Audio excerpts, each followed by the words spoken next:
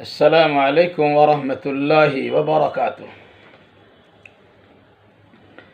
ایک سوال میرے سامنے آیا ہے کہ میت کی طرف سے قربانی کرنا کیسا ہے؟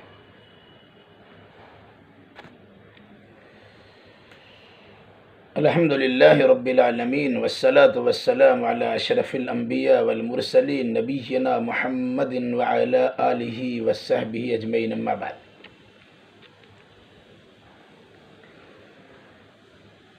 جب قربانی کا دن آتا ہے تو عام طور سے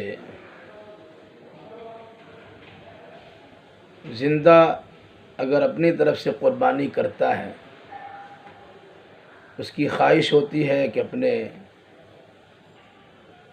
مردہ رشتہ دار کی طرف سے بھی قربانی کر دی جائے کہ انہیں ثواب پہنچ جائے۔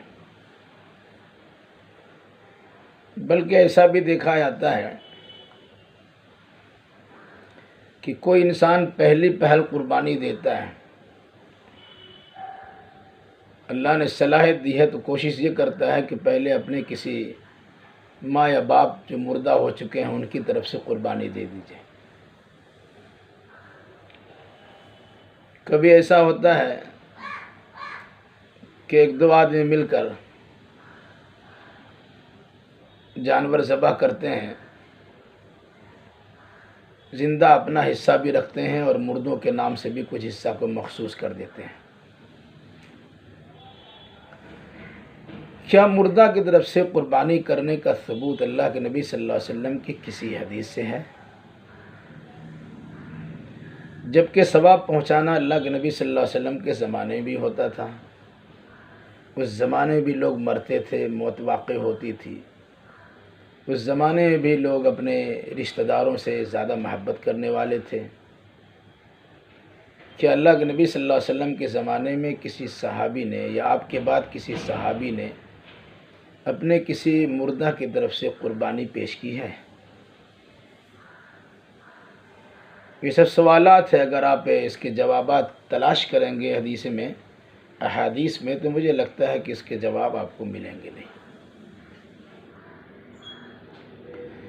عام طور سے مردہ کے لیے قربانی کرنے کے واسطے اس حدیث کو بطور دلیل کے پیش کیا جاتا ہے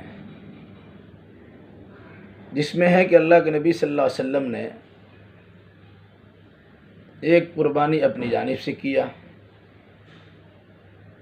اور ایک قربانی اپنی امت کی طرف سے کیا ہے۔ استدلال کی صورت یہ ہے کہ امت میں زندہ اور مردہ دونوں شامل ہیں، اس لیے جس طرح زندہ کی طرف سے قربانی کی جا سکتی ہے، اس طرح مردہ کی طرف سے بھی قربانی ہو سکتی ہے۔ مگر یہ استدلال کئی وجوہات سے یا کئی وجوہ سے صحیح نہیں ہے، کیونکہ اللہ کے نبی صلی اللہ علیہ وسلم نے اگر ایک جانور ذبح کی ہے امت کی طرف سے، تو امت میں زندہ مردہ سب کے سب شامل ہے، وہ صرف 7 آدمی پر مشتمل نہیں بلکہ پوری امت شامل ہے۔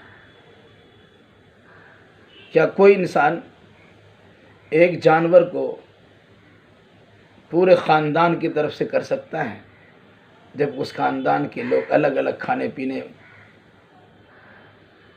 کھاتے پیتے ایک ساتھ نہیں بلکہ الگ تھلگ ہو؟ اس طرح کتنی موٹی موٹی جانور ذبح کرنے کی کوئی ضرورت ہی نہیں پڑے گی، بلکہ ہر خاندان میں ایک جانور ذبح ہو جائے، بس خاندان کا مسئلہ پورا ہو جائے گا۔ اس لیے اس سے استدلال کرنا صحیح نہیں ہوگا، بلکہ بعض روایت میں یہ بھی ہے امن لم یضح من امتی، آپ نے ایک جانور ذبح کیا، کہا میری امت کے ان تمام لوگوں کی طرف سے ہے جنہوں نے قربانی نہیں کی ہے۔ یہاں سے بھی کہا زندہ مردہ سب شامل ہیں۔ کیا کوئی انسان ایک جانور میں، موجودہ دور میں کوئی انسان ایک جانور میں پوری امت محمدیہ کو شامل کر سکتا ہے؟ ظاہر سی بات ہے ہر آدمی کہے گا ایسا نہیں ہو سکتا. تو اسی یہ بات ہمارے سامنے آتی ہے، یہ در حقیقت اللہ کے نبی صلی اللہ علیہ وسلم کی خصوصیات تھی کہ آپ نے ساری امت کو اور پوری امت کو ایک قربانی میں شامل کر لیا، وہ چاہے زندہ ہو چاہے مردہ ہو، عورت ہو کہ مرد ہو کہ بڑا ہو کہ چھوٹا ہو، ساری امت اللہ کے نبی صلی اللہ علیہ وسلم کی شامل ہو گئی ایک قربانی میں. تو یہ در حقیقت اللہ کے نبی صلی اللہ علیہ وسلم کی خصوصیات، اور جو خصوصیات آپ کے لیے مخصوص ہو اس کو عام نہیں کر سکتے. اب اگر کوئی انسان میت کی طرف سے قربانی کرتا ہے تو اس سلسلے میں دو بات، کچھ علماء نے تو یہاں تک کہا ہے کہ اگر کسی آدمی نے میت کی طرف سے قربانی کیا تو احتیاط کا تقاضا یہ کہ اس کا سارا گوشت غریبوں میں تقسیم کر دیا جائے، یعنی وہ صدقہ ہو جائے گا. اگر صدقہ ہی کرنا ہے تو پھر رمضان یعنی بقرعید کی خصوصیت کیا ہے، کبھی بھی صدقہ کیا جا سکتا ہے. غریبوں کے کھلانے پلانے کا مسئلہ ہے تو کبھی کھلایا جا سکتا ہے. تو سال بھر انتظار کرنے کی کیا ضرورت ہے کہ سال بھر ہوگا تبھی ہم قربانی کے ایام میں کر دیں گے. تو والدین یا رشتہ دار کے ساتھ محبت کا اظہار صرف قربانی کے موقع پر ایک جانور کے ذبح کرنے کی صورت میں ہے. اس لیے میں سمجھتا ہوں کہ میت کی طرف سے قربانی نہیں ہے. میت کے لیے دیگر ایصال ثواب کے جو ذرائع شریعت سے ثابت ہے انہی کو اپنانا چاہیے. اگر ثواب پہنچانا ہی مقصود ہے تو ثواب پہنچانے کے دوسرے ذرائع اللہ کے نبی صلی اللہ علیہ وسلم نے بیان فرمائے ہیں. ایصال ثواب کی شکلیں بیان کی ہیں، ان شکلوں کو اختیار کیا جا سکتا ہے. اپنی جانب سے قربانی کر کے ہم انہیں ثواب نہیں پہنچا سکتے. کیا کوئی انسان نماز پڑھ کے ثواب پہنچائے گا؟ میت کی طرف سے زکوٰۃ دے کے ثواب پہنچائے گا؟ میت کی طرف سے روزہ رکھ کے ثواب پہنچائے گا؟ چونکہ ان چیزوں کا ثبوت نہیں کوئی کرتا نہیں ہے. ہاں میت کے لیے حج بدل کر سکتے ہیں کیونکہ اللہ کے نبی صلی اللہ علیہ وسلم کے زمانے میں اس کا ثبوت ملتا ہے. قربانی اللہ کے نبی صلی اللہ علیہ وسلم کے زمانے میں کسی صحابی نے کسی میت کی طرف سے نہیں کیا ہے. صراحت کے ساتھ اللہ کے نبی صلی اللہ علیہ وسلم نے کسی میت کو مخصوص کرتے ہوئے قربانی ذبح نہیں کی ہے، بلکہ آپ نے پوری امت کو شامل کیا ہے.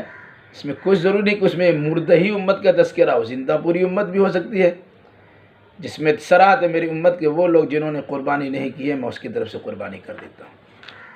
آئیے اس سلسلے میں ایک چیز میں پڑھتا ہوں، میری کتاب ہے باضابطہ معروفیت کیا ہے، اس میں ایک مسئلہ میں نے نقل کیا کہ میت کی طرف سے قربانی کرنے کی حقیقت کیا ہے.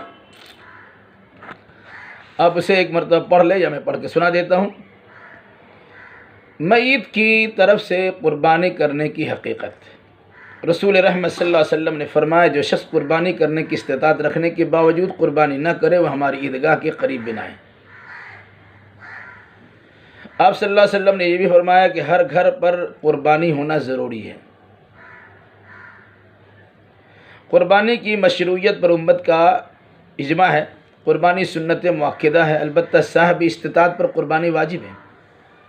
قربانی عبادت ہے اور عبادت امر توقیفی ہے، یعنی کسی چیز کا عبادت ہونا اللہ اور اس کے رسول کے حکم پر موقوف ہے، اور میت کی طرف سے قربانی کا کوئی ثبوت نہیں ہے، لہذا یہ مشروع نہیں ہے. یہ کہنا ہے کہ رسول اللہ صلی اللہ علیہ وسلم نے ایک جانور اپنی امت کی طرف سے قربانی کی ہے اور امت میں زندہ مردہ دونوں شامل ہیں، اس لیے میت کی طرف سے قربانی کی جا سکتی ہے. یہ استدلال اس لیے صحیح نہیں ہے کہ کیا ایک ہی جانور میں 7 سے زیادہ لوگ شامل کیے جا سکتے ہیں؟ جب نہیں تو آپ صلی اللہ علیہ وسلم نے زندہ مردہ پوری امت کو شامل کیا ہے، جو در حقیقت آپ صلی اللہ علیہ وسلم کی خصوصیات میں سے ہے. اور جب یہ امر توقیفی ہے تو کسی عبادت پر قیاس کر کے اس کی مشروعیت ثابت نہیں کی جا سکتی ہے. رہی حضرت علی رضی اللہ تعالیٰ عنہ کی وہ روایت جس میں ہے کہ انہوں نے ایک جانور رسول اللہ صلی اللہ علیہ وسلم کی طرف سے قربانی کی ہے، تو یہ روایت حد درجہ ضعیف ہے. انشاءاللہ اس سلسلے میں ہم دوسری بات پر بحث کریں گے کہ رسول اللہ صلی اللہ علیہ وسلم کی طرف قربانی کرنی چاہیے کہ نہیں کرنی چاہیے. قربانی در حقیقت ایک عبادت ہے جس میں بہت سارے جذبات و احساسات کا اظہار ہے. اب دیکھیں گے قربانی دراصل عزائم ابراہیمی کے اظہار کا نام ہے، جیسا کہ یہ حقیقت قربانی کے موقع پر پڑھی جانے والی دعا میں نمایاں صورت میں دکھائی دیتی ہے. جیسے ہم صرف آسمان و زمین کے خالق کے سامنے اپنی جبین نیاز خم کرتے ہیں اور آئندہ اسی پر جمے رہیں گے. ہم اللہ کی عبادت و اطاعت میں کسی کو شریک نہیں کرتے ہیں اور نہیں کریں گے. ہم نماز و قربانی سب اللہ ہی کے لیے کرتے ہیں اور کرتے رہیں گے. ہم اپنی زندگی اور موت رضا الہی کے لیے وقف کرتے ہیں اور کریں گے. ہم مکمل وفاداری کا ثبوت فراہم کرتے ہیں اور کریں گے. یہ وہ جذبات، معاہدے، عزائم، ارادے ہیں جو زندوں کے تعلق سے سمجھ میں آتے ہیں، لیکن مردوں کے تعلق سے یہ بات تصور سے بالاتر ہے. لفظ امت سے استدلال کر کے میت کی طرف سے قربانی کے جواز کا فتویٰ دینے سے بہت ساری خرابیاں لازم آتی ہیں. مثلا باپ دادا کے پشتوں میں نطفہ یعنی منی کے قطرہ کی شکل میں رہنے والے افراد کی طرف سے بھی قربانی کے جواز کا فتویٰ دینا ہوگا. رحم مادر میں موجود جنین کی طرف سے بھی قربانی کرنا ہوگی. ایک ہی جانور میں عالم اسلام کے تمام مردہ افراد کی طرف سے قربانی جائز ہوگی. ایک ایک بکرے میں کئی سو زندہ اور مردہ افراد کی شمولیت جائز سمجھی جائے گی. ایک ہی جانور میں کوئی بھی شخص پوری امت کی طرف سے قربانی کرنے کا مجاز ہوگا. اس طرح سنت مؤکدہ کو سنت غیر مؤکدہ قرار دینا لازم تو آ ہی جائے گا. اگر کسی بستی کا کوئی امیر وہاں کے تمام لوگوں کی طرف سے قربانی کر دے تو سبھی لوگ قربانی جیسی سنت مؤکدہ عبادت سے عہدہ برا ہو جائیں گے. دوسری شکل اس طرح سوچیے، امت سے استدلال کرنے کی صورت میں مختلف مسائل پیدا ہوں گے جس کی وجہ سے پیچیدگیوں کا لامتناہی سلسلہ شروع ہو جائے گا. جیسے کیا مردہ زندہ اور آئندہ پیدا ہونے والے سبھی افراد کو قربانی کے ایک ہی جانور میں شامل کرنا صحیح ہوگا یا نہیں؟ اگر نہیں تو صرف مردوں کی تخصیص کیوں؟ اگر مردہ کو شامل کر لیا جائے تو مسئلہ کھڑا ہوگا کہ ایک جانور میں ایک ہی مردہ کو شامل کیا جائے یا کئی مردوں کو. پھر گوشت کو کیا کریں گے؟ کیا قربانی کو ایصال ثواب پر محمول کرتے ہوئے پورا کا پورا گوشت صدقہ کر دیں گے یا خود بھی استعمال کریں گے؟ کیا قربانی کے گوشت میں طریقہ اختیار کرنا درست ہے؟ ایسی قربانی کیا حکم ہے؟ سنت مؤکدہ ہیں یا سنت غیر مؤکدہ ہیں؟ پھر استطاعت کے باوجود جو مردہ کی طرف سے قربانی نہ کرے اس کا کیا حکم ہے ہوگا؟ کیا اس کو بھی عیدگاہ کے قریب نہ آنے کو کہا جائے گا؟ کیا مردوں کی طرف سے بھی قربانی میں گائے میں 7 مردوں کو شامل کیا جا سکتا ہے؟ اگر نہیں تو کیوں؟ مردہ پیدا ہونے والے بچے کا کیا حکم ہے؟ کیا اس کی طرف سے قربانی جائز ہے یا نہیں؟ اگر نہیں تو اس کی وجہ کیا ہے؟ آخر وہ بھی تو امت میں شامل ہے. ایصال ثواب کی بہت سی مشروع شکلیں ہیں، انہیں اپنا کر میت کو ثواب پہنچائیں. اپنی طرف سے کوئی نیا طریقہ ایجاد نہ کرے، کتاب و سنت پر ہی اکتفا کرے. ہمارے ہر نیک عمل کا مجموعی ثواب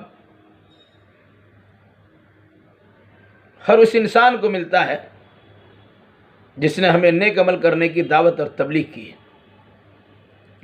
اگر ہمارے میت والدین نے ہماری رہنمائی کی ہے اور ان کے مطابق ہم نے عمل کرنا شروع کیا ہے تو ہماری اس عمل کا ثواب تو ان کو پہنچے گا ہی. اس لیے میت کی طرف سے قربانی کرنے کے بجائے زندہ کی طرف سے قربانی کرنے پر اکتفا کیا جائے اور میت کے لیے ایصال ثواب کے جو ذرائع ہیں، جو طریقے اسے اپنائے جائیں. اللہ تبارک و تعالی ہم مسلمانوں کو نئی سمجھ کی توفیق عطا فرمائے. السلام علیکم ورحمۃ اللہ وبرکاتہ.